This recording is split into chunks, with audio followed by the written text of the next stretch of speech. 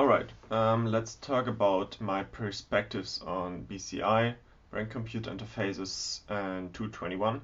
So these slides are from a talk that I gave recently, so I just thought, okay, maybe I want to put it on like on my YouTube channel too. So maybe there's something interesting for some of you. So what I will quickly talk about is the origin and history of brain-computer interfaces, from the invention of the EEG to the recent fundings of BCIs, recent insights and numbers from the Neurotech market in 2021. What, from my perspective, the biggest challenges and opportunities for BCIs are, and how I personally approach BCI projects with first principle thinking. So I think we can go straight into it. So the history of BCIs, actually I would make my camera smaller.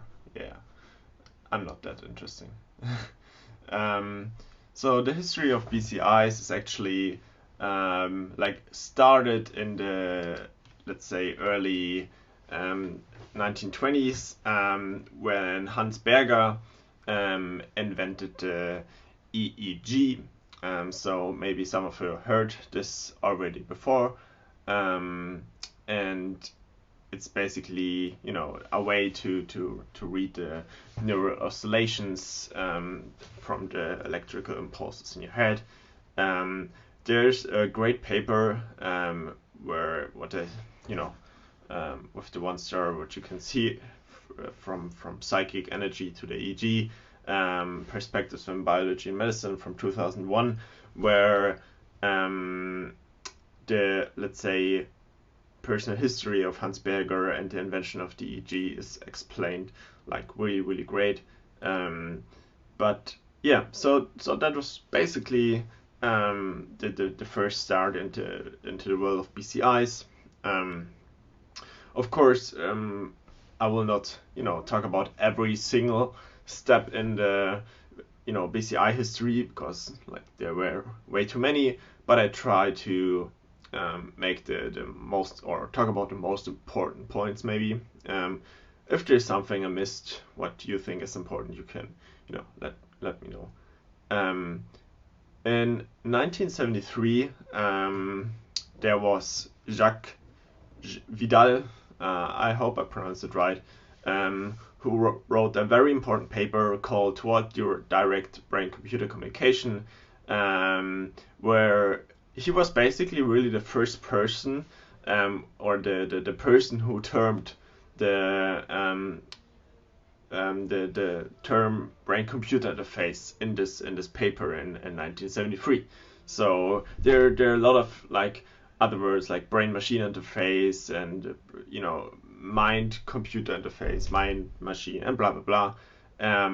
But the original term was termed by Vidal, named brain-computer interface. But I mean, there are a lot of discussions nowadays if this is actually like the right word, because many suggest that, for example, it's not really like a brain-computer interface, but more like a mind-computer interface, because it's more directly interfaced with the mind and not the physical brain itself. So but that's, I think, for another discussion. Just 1 year later, in 1974, the DARPA, which is maybe also familiar to some of you, launched their biocybernetics program, which was basically the first real investment in the world of BCIs. So the like defense government from the US is in many technical fields always like the first funding, or the first government who will give money for projects like these. So that was also like a very important step. You can actually see the original biocybernetics program paper or report if you look for it in Google. So if you just look at what I wrote down there, Defense Technical Information Center, Upper Biocybernetics Project report from 1978, you will actually find the report. And there's also this introduction from the whole report. The objective in the DARPA Biocybernetics program was to investigate the use of papillary responses in assessing attentional demands on operators of complex man-machine systems. The results of this project were strongly positive. This task-evoked papillary response has emerged as an excellent physiological indicator of mental workload. So one thing interesting to mention is that actually within this biocybernetics program, like the event-related potential, the ERP, in combination with the P300, what I will explain later, was kind of like discovered. So that was also like very important for the, actually even like nowadays, e.g. BCIs and Neurotech devices include these inventions from 1974.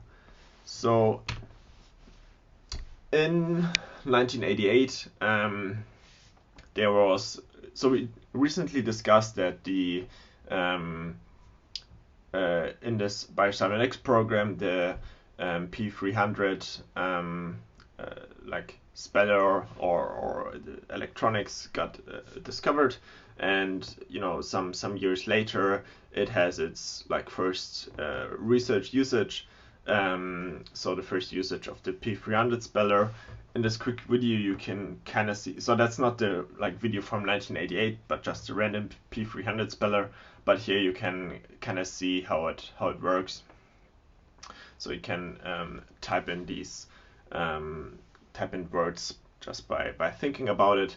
I will not go into detail how exactly the P300 works. Maybe I will do this in another video. And the original paper is from Farwell, taking off the top of your head toward a mental processes utilizing event-related brain potentials from 1988. Also, just 1 year later, there was also very interesting and important step into the invasive BCI history. So quick explanation, there's non-invasive BCIs and invasive BCIs. Invasive BCIs include everything that needs an operation and surgery, and non-invasive means like just on top of your head, for example an EEG where you don't need surgery. In 1989, Dr. Philip Kennedy, who was or still is a neurologist, developed the first invasive wireless electrode, which he named the cone electrode. There's also this paper, cone electrode, a long-term electrode that records from neurites grown onto its recording surface from 1989. The interesting thing about Kennedy was actually there is a article about him where it goes more into detail about how his research is working and how his so there's a crazy story about him.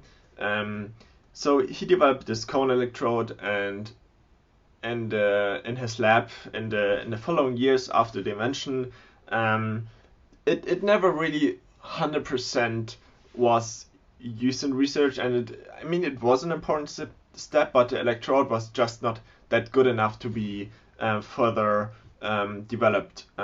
So the lab where like the lab from Kennedy didn't get more grants, no research funding, so they need to they just couldn't do their research anymore. So when Kennedy, I don't know exactly what year it was, but maybe 10 years later, 15 years later, when Kennedy, so he continued to develop his electrode, and after 10-15 years he had a new, like, let's say version, and he just couldn't find somebody where he could test it. So he had his like ready for research use electrode, and now he needed a subject where he could test the like surgery and the invasive electrode. But since like the lab didn't get funding anymore and there were like no partnerships, like there were like no person or no subject available for his lab or for him to actually test his new developed electrode. So what he actually did was, as crazy as he is, he I don't know which country exactly, but he flew to another country where he paid a surgeist, or I don't call, to actually implant the electrode in himself, right? So he basically went like to a doctor and said, okay, can you please put this electrode in my head? I will give you like 50K. And the doctor actually did it, and he got implanted his own developed electrode. I think the story goes on that it not 100% was compatible with the brain, and it need to be moved out just 6 months later or something like that. You need to look it up in the article. But while the electrode was in his head, he was basically because he was still a neurologist, like he was with his patients at the like morning and like lunchtime, and then at the afternoon and evening he made research with himself with his electrode for months. So yeah, he was definitely a crazy dude, and brought much development into the world of the invasive electrodes. In 2002, I will talk about all the DARPA fundings in just a few slides, because like as you see, like the DARPA was really hardcore involved into the development of the BCI world in the last centuries. In 2002, DARPA launched the Brain-Machine Interface program, the BMI program.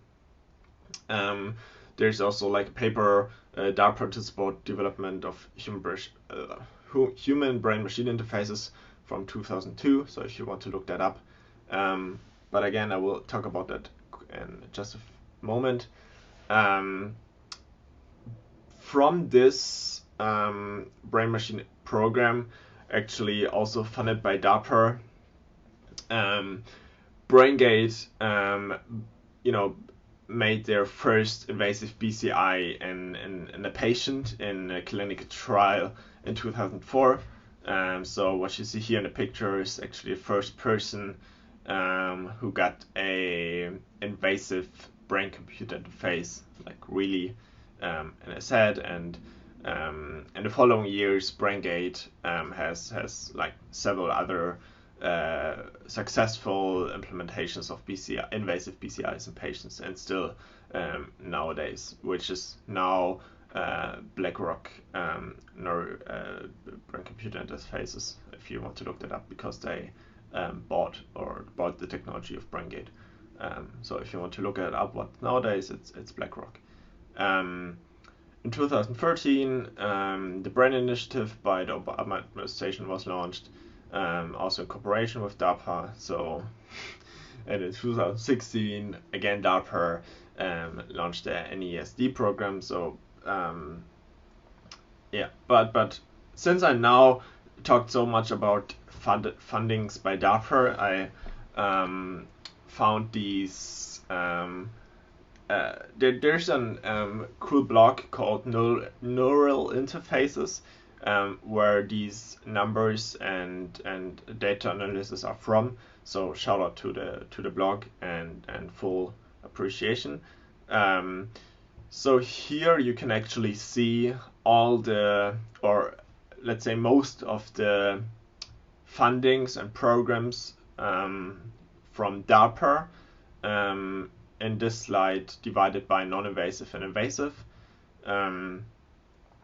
So I mean, I will share the slides, afterwards, and everything is in the, all the links are in the resources slides at the end. So if you want to look all these things up, you can check it out.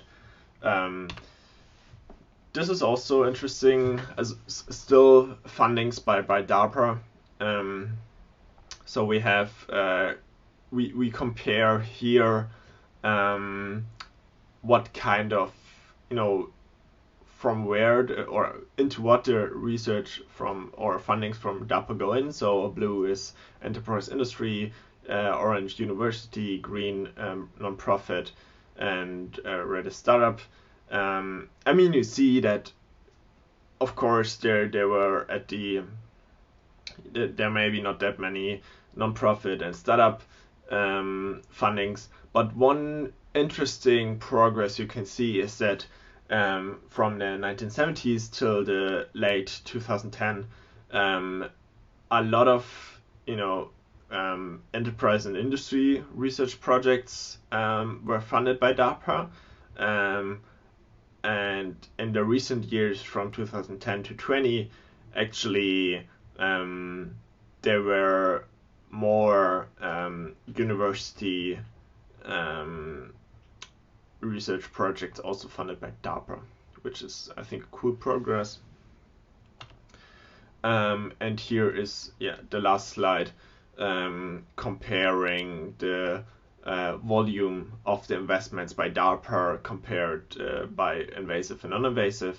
So you can actually see that DARPA is funding more research in the invasive BCI industry than in the non-invasive programs. So, I mean, you can imagine that also a lot of DARPA interests are in the military usage.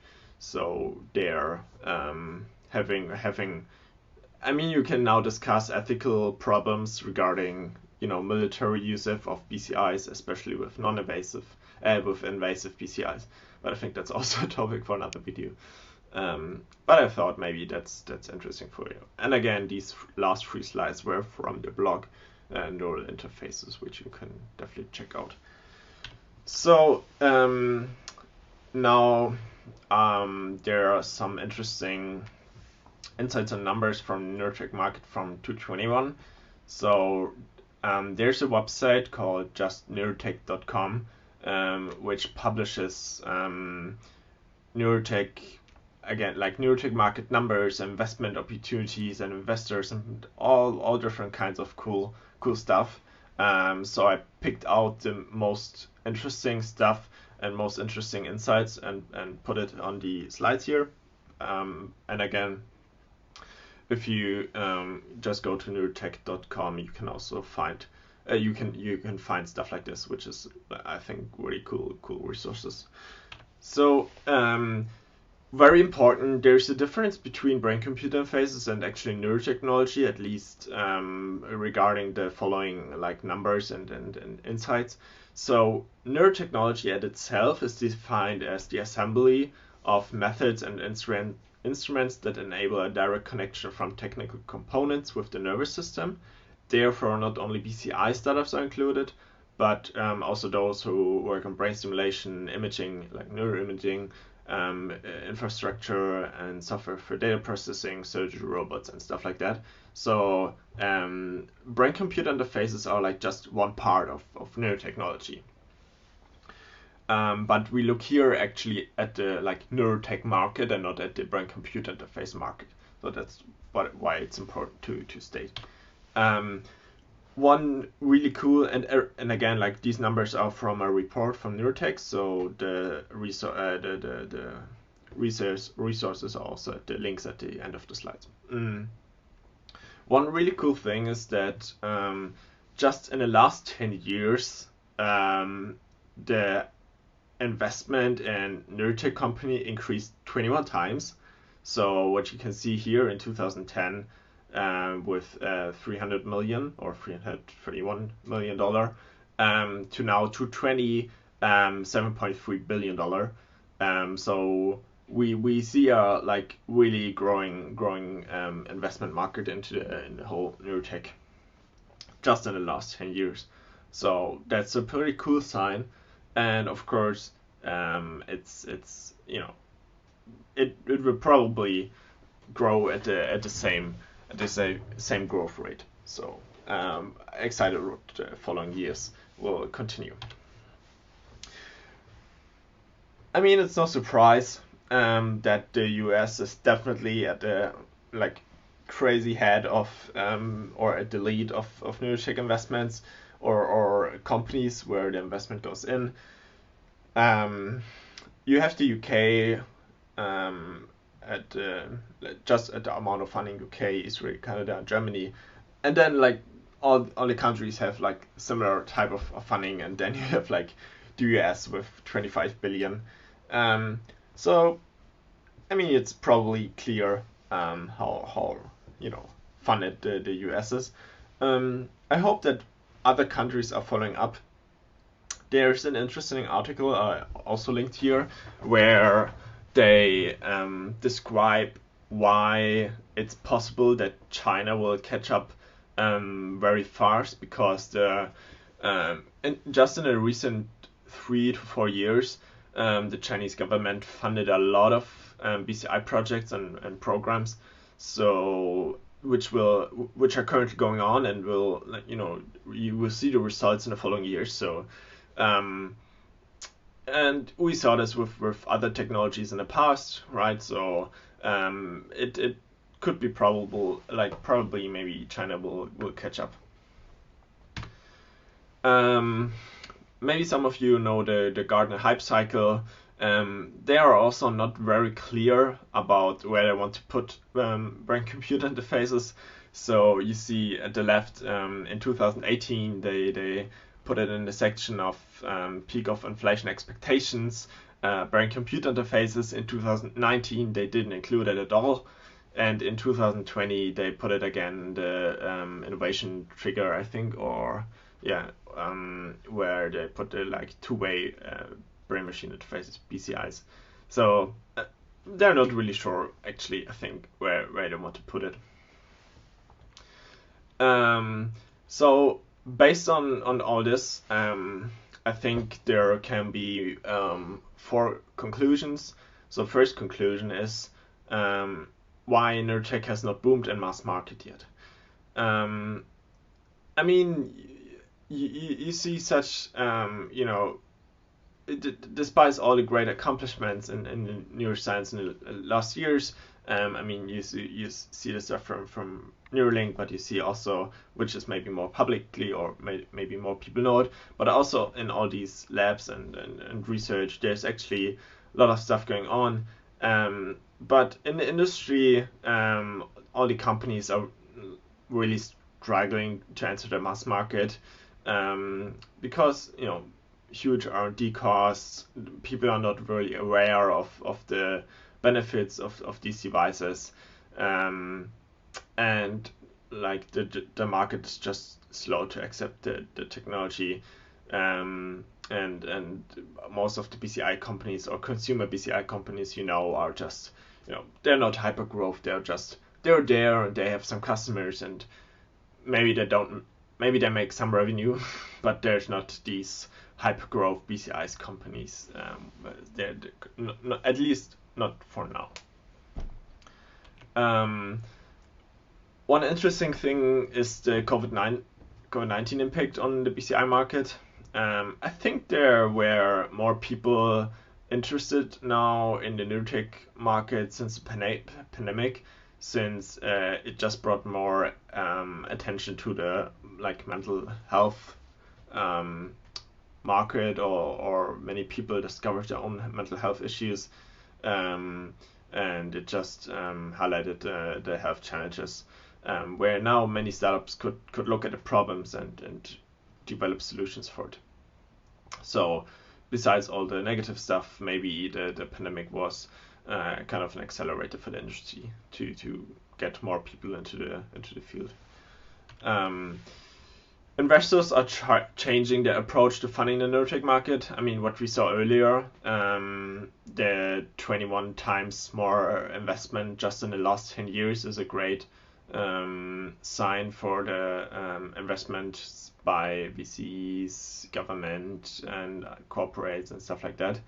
And it's interesting that if you look at the numbers, they're actually more like biotech related startups than actually device startups, because like the more invasive, I mean, you can imagine like the more invasive and the more clinical trial costs and R&D, the more problematic it is for, or the more risky it is for investors to look at the investment opportunity. So that's definitely also a thing to watch out for the following years. But again, as I said earlier, I'm 99.9% sure that the neurotech industry will go way up in the next years, decades, regarding all the innovation that will happen, and from all the stuff that will go from research and then build in industry as startups and companies. So yeah, I'm pretty confident that this will be a great benefit to the whole society. So now some challenges and opportunities, in my personal opinion, about the future of the industry.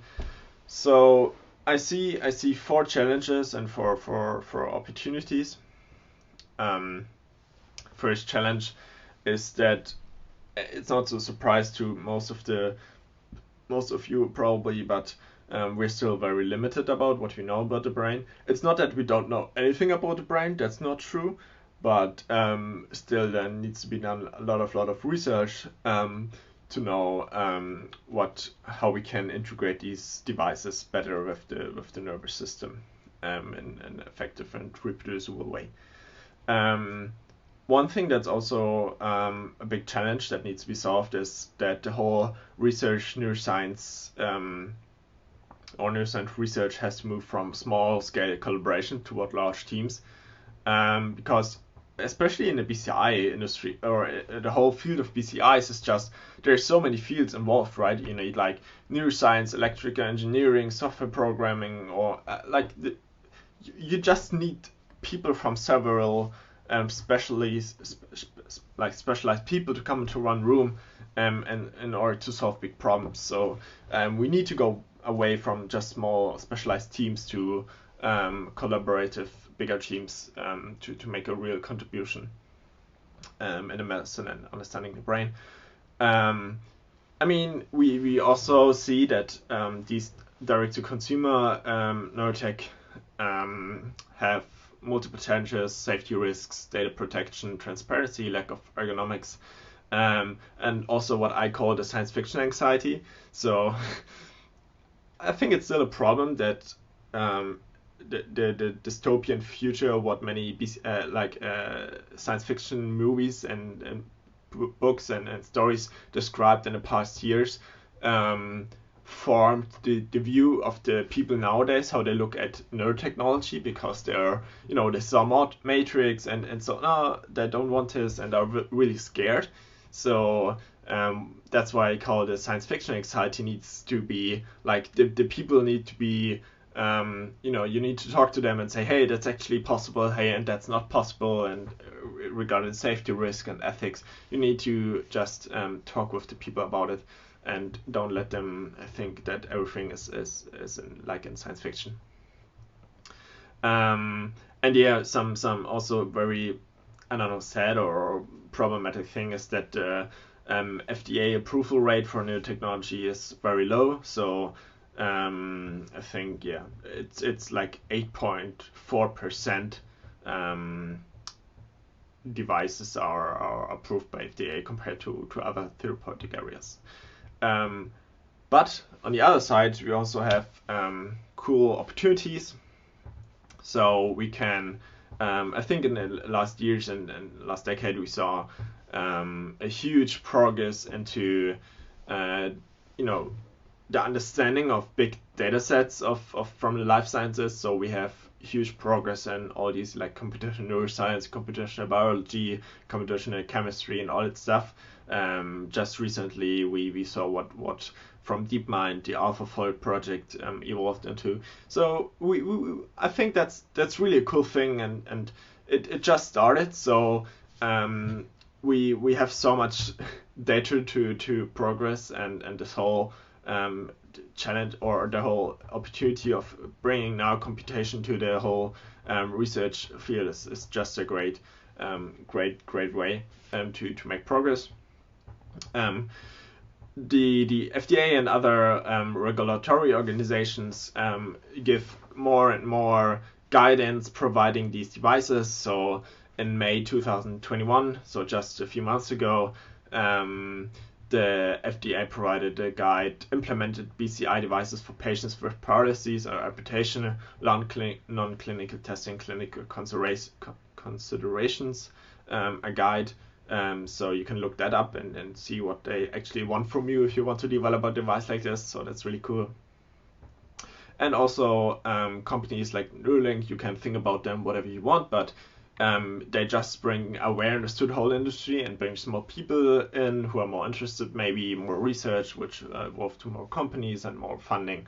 So we definitely just need to, and if you're a person interested in BCIs, just talk to as many people about it as you can in order to bring more people into the field. And one also interesting thing is, so this is from Max Hodek, the previous I think managing director of Neuralink, wrote a blog article which is actually discussing this topic.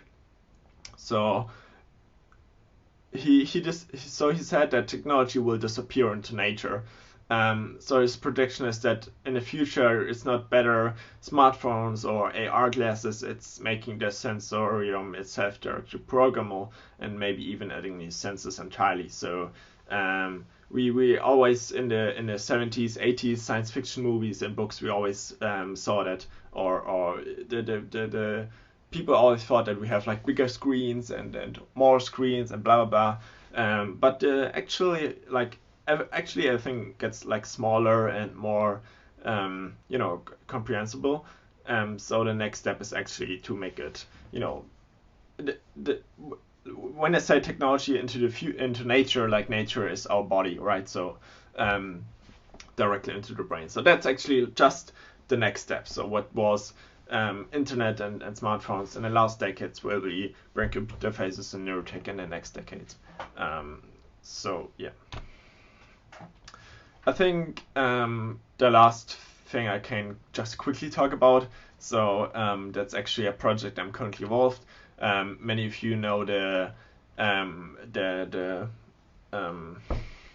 OpenBCI headset, and I wanted to order one, but actually it's very important, very very expensive, at least for me. And even though if it's not that expensive, the most problematic thing for me was if I wanted to ship it to Germany. I have to pay like $300 or whatever just for the shipping, so I don't want to do it.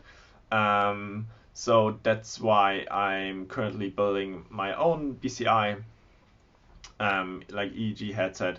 And basically, I ordered all the parts now, and I'm currently building the board with the and soldering everything onto it.